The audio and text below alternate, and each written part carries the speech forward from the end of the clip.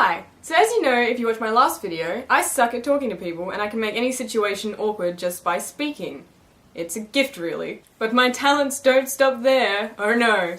I have another gift that I'm quite proud of, I guess? Probably not really proud of at all. And that gift is, I am super accident prone. It's a great mix really, being unable to hold a conversation with someone and then just accidentally injuring myself throughout the rest of the day.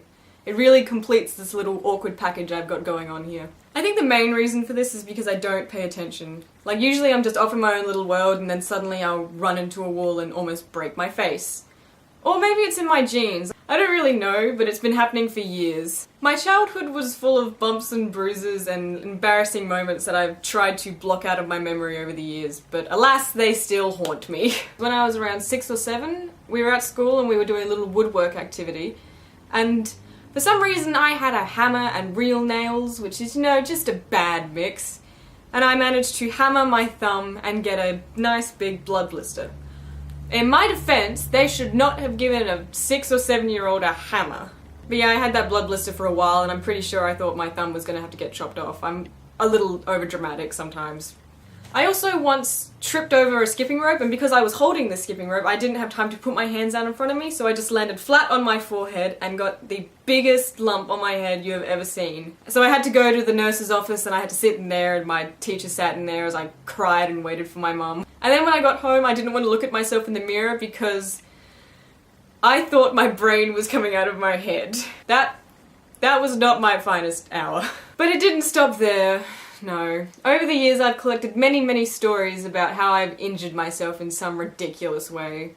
Here are some of my favourites. When I was 7 I pulled a drawer out too far and I had it land on my toe, which might have broken it, I'm not too sure. When I was about 13 or 14 I jumped off of a swing in these shoes and I couldn't walk on my heel for about 6 weeks. When I was about 15 I attempted to do the splits and ended up just bashing my foot straight into my desk and broke my toe. When I was in year 9 during PE, we had to do laps of the netball court, and I turned to look at my friend and I ran straight into the netball pole. And at this time I had braces on, so the pole smashed my lip into my braces, which if you've never had braces before, it just really hurts, okay? So then my lips started bleeding and I was on the ground and I was just crying and asking people if my nose was broken. So my friend took me to the nurse's office and the nurse gave me an ice block, and I sat out for the rest of the day and was very embarrassed. When I was 16, I went ice skating with my friends, who are all a lot better at ice skating than me. And I slipped over like a lot, but the last time I slipped over, I fell so hard that I had to sit out for the rest of the day. And I couldn't walk for a week, so I had to stay home from school. That really sucked. At the end of 2012, my parents took me to New York because I'd always wanted to go and spend Christmas in New York, and it was really fun. But we rode on the subway one time and I stood up while the train had stopped, and then the train started moving and I just fell and I hit my shin on a seat or something and bruised it up really badly, and also fell on some poor woman. And for the rest of the train ride home I just sat and stared out of the window just hating everything. So yeah, that's just a few stories of how I have somehow injured myself and ended up embarrassed. But how do you prevent all of these accidents and injuries, I hear you asking? Well, I'm glad you asked, because I have a few solutions. Step 1. Wrap yourself in bubble wrap. And if you don't have bubble wrap, just wrap yourself up in a bunch of blankets or tape some pillows to yourself. Pretend you're a caterpillar and make a nice cocoon of safety around yourself. This will protect you from things like sharp objects, falling over and injuring yourself, bumping into walls, or people trying to punch you for some reason. Step 2. Create the perfect safety outfit. But what does the perfect safety outfit consist of? Well, my friends, the first thing you will need is some bright clothes. When you're walking down the street, you don't really want to get hit by a car, do you? No. So find the brightest clothes you own and put them all on at the same time. There. Now no one's gonna hit you with their car.